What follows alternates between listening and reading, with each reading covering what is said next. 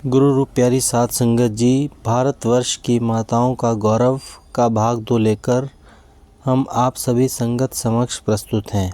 आप सभी से निवेदन है कि कृपया भाग 2 ध्यानपूर्वक सुनिए। सत्संग प्रवचनों से पहले गुरु प्यार का एक छोटा सा भजन आप सभी की सेवा में रखा जा रहा है।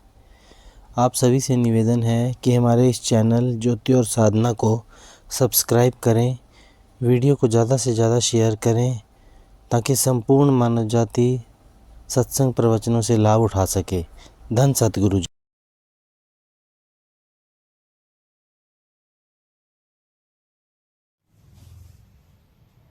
कृपाल मेरे इस जीवन का बस तू ही एक सहारा है। इस भव सागर में घूम रहा, मिलता नहीं मुझे किनारा है। ना मालूम कितने युग बीते, भव सागर में बहता आया। ना मालूम कितने युग बीते, भव सागर में बहता आया। इस काल देश में फंसा हुआ मैंने बहुत तेरा दुख पाया। दुख देख देख घबराता हूँ, चलता न कोई चारा है। कृपाल मेरे इस जीवन का बस तू ही एक सहारा है। इस भव सागर में घूम रहा, मिलता नहीं मुझे किनारा है। कृपाल मेरे इस जीवन का बस तू ही एक सहारा है। इस देश में मेरा कोई नहीं है, मतलब के सब देख लिए। इस देश में मेरा कोई नहीं है, मतलब के सब देख लिए। बिना स्वार्थ कोई बात करे नहीं, सब संबंधी देख लिए। इस लोक में भी परलोक में भी बस तू ही एक हमारा है। इस लोक में भी परलोक में भी बस तू ही एक हमारा है।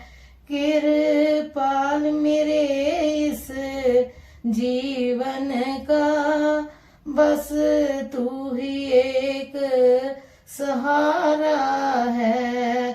इस भव सागर में घूम रहा, मिलता नहीं मुझे किनारा है। कृपाल मेरे इस जीवन का बस तू ही एक सहारा है। एक पिता मेरा सतगुरु, मैं दीनहीन बालक तेरा है। एक पिता मेरा सतगुरु, मैं दीनहीन बालक तेरा। इस दुनिया में मैं कष्ट सहूं, बस तू ही है एक सहायक मेरा। दुख दूर करो सतगुरु मेरा, बस तू सावन का प्यारा है। दुख दूर करो सतगुरु मेरा, बस तू सावन का प्यारा है। कृपाल मेरे इस जीवन का बस तू ही एक सहारा है। इस भव सागर में घूम रहा नहीं, मिलता मुझे किनारा है। कृपाल मेरे इस जीवन का बस तू ही एक सहारा है।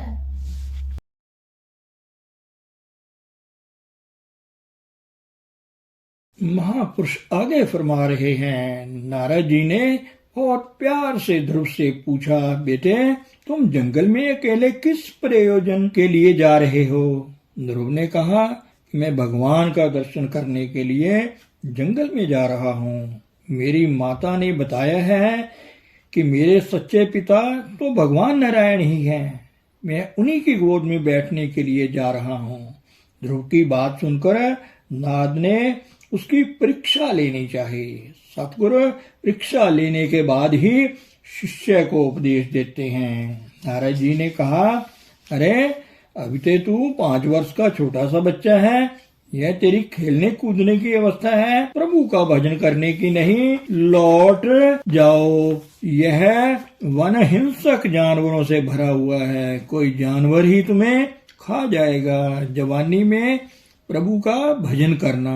ध्रुव ने कहा, महर्षि जवानी या बुढ़ापे तक मैं जीवित रहूंगा, इसकी क्या गारंटी है? मैं तो घर से पक्का संकल्प लेके निकला हूँ, या तो नारायण के दर्शन करूंगा या फिर शरीर छोड़ दूंगा। देवर्षि नारद समझ गए कि ध्रुव का निश्चय दृढ़ है।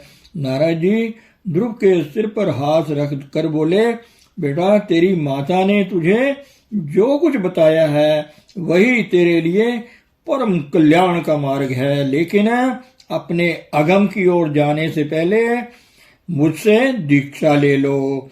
वहीं बैठकर नारद जी ने ध्रुव को आत्म ज्ञान का उपदेश दिया। ध्रुव जी नारद जी के नामोपदेश का सिमरण करने के लिए यमुना के किनारे पहुंचे। उस रात्रि व्रत किया, सुबह उठकर श्री यमुना जी में स्नान किया और भजन करने के लिए खड़े हो गए। 3 दिन तक एक ही मुद्रा में खड़े रहे। आंखों में अविरल अश्रुधारा और मुख से देव ऋषि के दिए हुए मंत्र का जाप चल रहा था। 3 दिन रात्रि के अंतर से शरीर निर्वाह के लिए केवल कैंथ और बेर के फल खाकर श्री हरि का भजन एक पांव के ऊपर खड़े होकर करते रहे। दूसरे महीने में 6 दिन के पीछे सूखी घास और सूखे पत्ते खाकर भजन करते रहे। तीसरे महीने में 9 दिन के बाद केवल जल पीकर भजन करते। चौथे महीने में 12 दिनों के बाद श्वास को जीत कर केवल वायु पीते रहे, और वह भी एक बार। 5वें महीने में प्राण वायु को ब्रह्मांड में चढ़ा दिया। 6ठे महीने में तप का तेज इतना प्रकाशित हुआ कि तीनों लोक कांप उठे। सभी देवता मिलकर भगवान की शरण में गए और प्रार्थना की, प्रभु इस समय सारा ब्रह्मांड कांप रहा है। भगवान नारायण बोले कि मेरा छोटा सा भक्त जिसकी आयु मुश्किल से 5.5 वर्ष की है, यमुना के किनारे तप कर रहा है। मैं अपने भक्त का दर्शन करने जा रहा हूँ, तुम डरो मत और अपने अपने लोकों में चले जाओ। जैसे पुत्र वत्सला माँ अपने बेटे से मिलने के लिए दौड़ पड़ती है, वैसे ही भगवान गरुड़ पर सवार होकर अपने भक्त के दर्शन के लिए मधुवन की ओर दौड़ पड़े। यमुना के किनारे आकर चतुर्भुज नारायण ध्रुव के हृदय में प्रकट हो गए। ध्रुव जी भगवान का दर्शन पाकर आनंद में डूब गए, लेकिन 1 मिनट के बाद भगवान ध्रुव के हृदय से अलोप हो गए। ध्रुव ने आंखें खोलकर देखा तो भगवान सामने खड़े थे। ध्रुव की एक इंद्री भगवान से मिलने के लिए व्याकुल हो उठी। सिर चाहता है कि भगवान के चरणों में ही झुका रहूं। आंखें चाहती हैं कि बिना पलक झपकाए भगवान का दर्शन करती रहें। कान चाहते हैं कि प्रभु कुछ बोल दें और जीवा चाहती है कि कुछ स्तुति करूं। ध्रुव सोचने लगे कि और इच्छाएं तो पूर्ण हो सकती हैं, किंतु स्तुति वाली इच्छा कैसे पूर्ण होगी।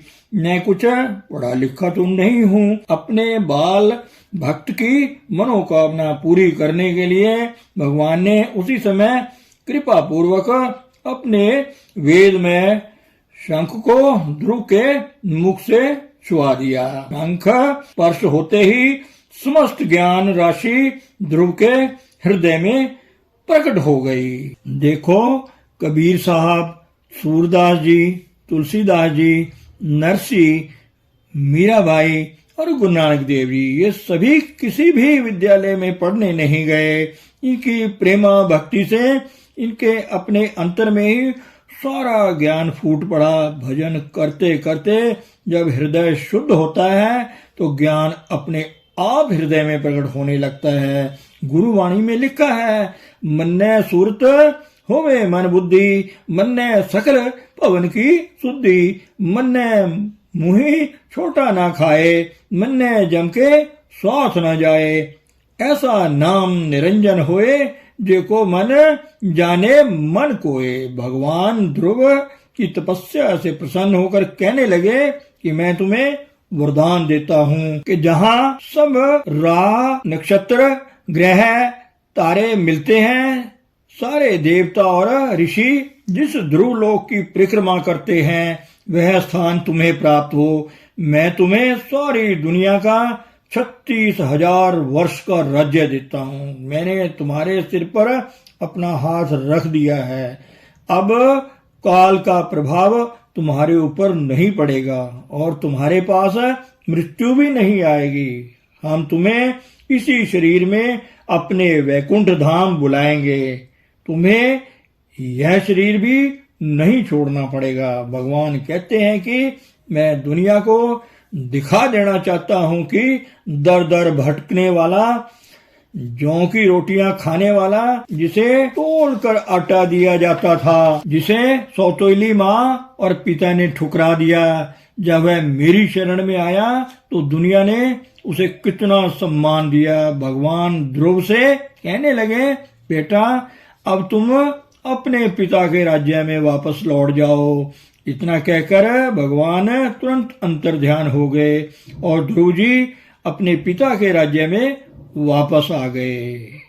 जो भगवान से संबंध जोड़ लेता है, संसार उसके पीछे पीछे दौड़ने लगता है। भगवान जिसे अपना लेते हैं उसकी शत्रु भी वंदना करते हैं। श्रीमद् भागवत में लिखा है कि जिस प्राणी पर भगवान प्रसन्न हो जाते हैं, सारी दुनिया उसी प्राणी के चरणों में झुक जाती है। तो मनुष्य को चाहिए इस मानवीय जीवन में ईश्वर को प्रसन्न करने का ही प्रयास करना चाहिए। देखिए, क्या आज की औरत अपने बच्चों को भगवान की प्राप्ति की शिक्षा देती है? यदि वह ऐसा कर पाती है तो वह माँ धन्य है। जो औरत यह काम नहीं कर पाती, उस औरत की माँ बनना ही बेकार है। जननी जने तो भक्त जन, जनी के दाता के सूर, नहीं तो जननी बाज रहे काहे गवावे नूर। अगर इंसान चाहे तो सब कुछ कर सकता है। देखिए, फरीद साहब की माँ भी तो एक औरत थी जिसने अपने बेटे को प्रभु का भक्त बना दिया। ध्रुव की माँ भी तो एक औरत थी जिसने अपने इकलौते बेटे को रूहानियत के मैदान में लाकर खड़ा कर दिया। और सती मदालसा भी एक औरत ही थी जिसने अपने चारों बेटों को पूर्ण ब्रह्म का ज्ञान करवा दिया। तुलसीदास जी को औरत ने ही ताना मारा था, जिसके फलस्वरूप तुलसी से गोस्वामी तुलसीदास बन गए। और कालिदास को भी औरत ने ही ताना मारा था तो वह महाकवि कालिदास हो गए। कोई भी ऐसा काम नहीं है जो असंभव है। अगर इंसान कोशिश करे तो सब कुछ हो सकता है। औरत में एक ऐसी शक्ति है जो असंभव को भी संभव बना देती है। वह कौन सा उकदा है जो वाह को नहीं सकता, हिम्मत करे इंसान तो क्या हो नहीं सकता। धन सतगुरु, धन गुरु रूपी हरि साथ संगत जी।